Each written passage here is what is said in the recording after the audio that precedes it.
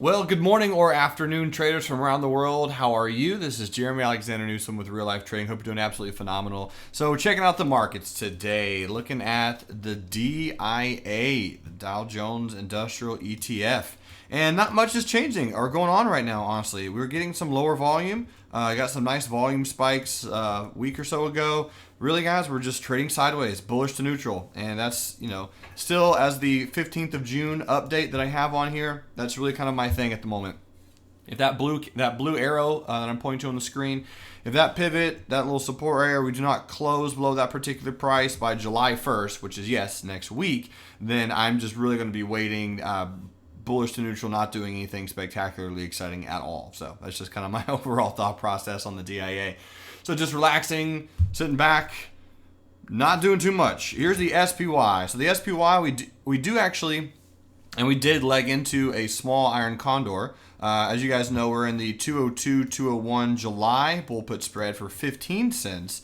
And then on the 24th of June, we legged into a 214, 215 July week 1, which is actually expiring next Thursday. So keep in mind, folks, the 4th of July is next Saturday, actually, if I'm not mistaken. So the market is closed on July 3rd, which is a Friday. So just keep that in mind. So any spreads that you're doing, they should be expiring next Thursday, and hopefully they expire worthless for you guys as well. So that's just another one. That was only 8 cents. But I thought, hey, we're already in the bull put spread. We might as well just hop in and get the 8 cents in general and just kind of keep an eye on it and see what's going to do.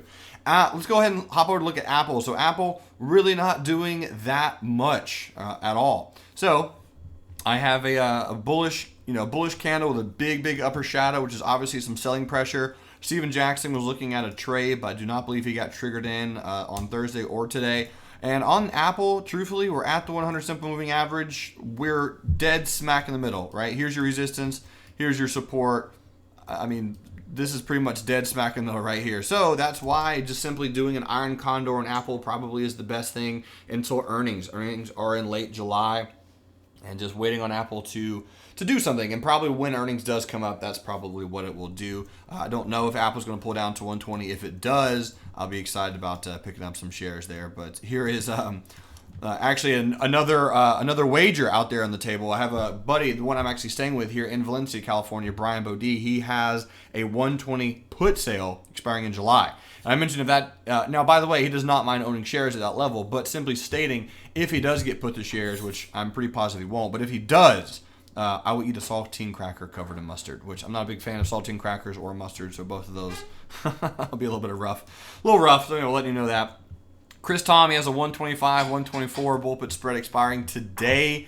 So Chris, you got 2 points to go. Everything should be fine on that regards. As an update on Amazon, another good friend of mine, Troy Beinhauer, he's in a 432.50, 430 bull put spread expiring today. Right now, Amazon's at 439, so really should be fine on that one as well. And a lot of other traders and a lot of other spreads. 405, 400 July. Brian's in a few of those with the condors. So there's a lot of things going on right now on Amazon. I'm a little bit more bullish than bearish on it. This is kind of like a little bit of a pennant pattern. And if this pennant pattern breaks bullish, I would expect Amazon to just kind of more or less continue a little bit higher. Netflix did announce a 7-for-1 split. So here, if I could just draw really quickly in on what I think Netflix will do or what I would like it to do, is I'd like it to trade down. It's going to do whatever it's going to do on earnings.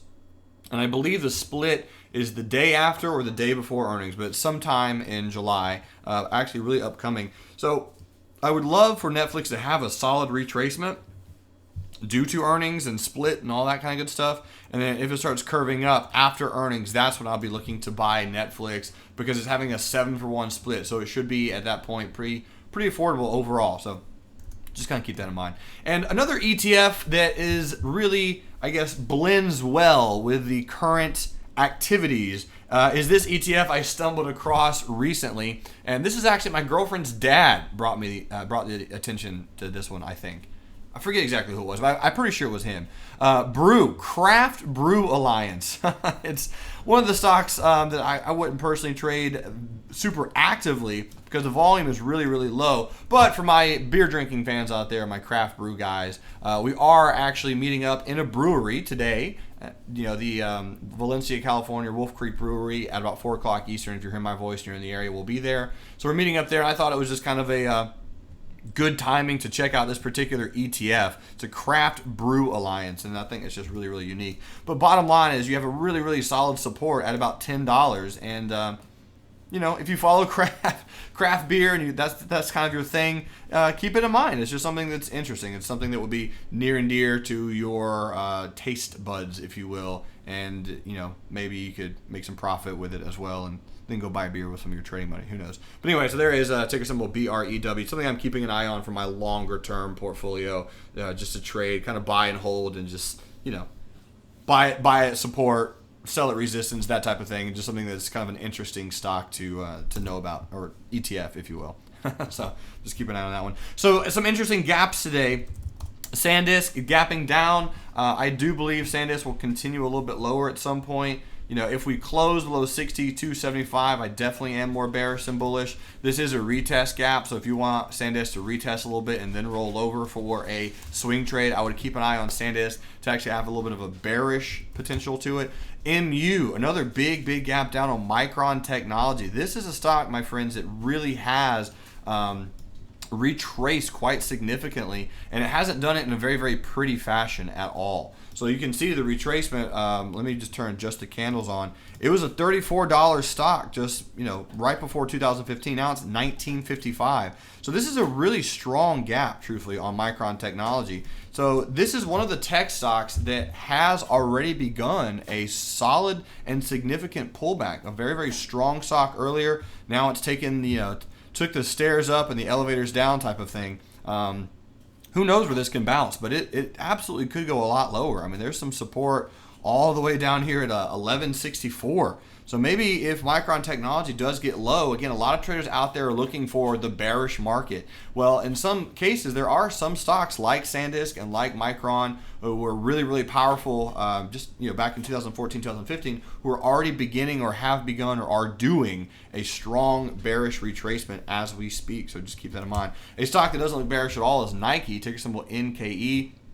Beautiful gap and go today. Maria, my good friend, I've met Maria so many times. She's incredible. She played this as a gap and go. It was a perfect gap and go. It opened right in my area that I wanted it to open in.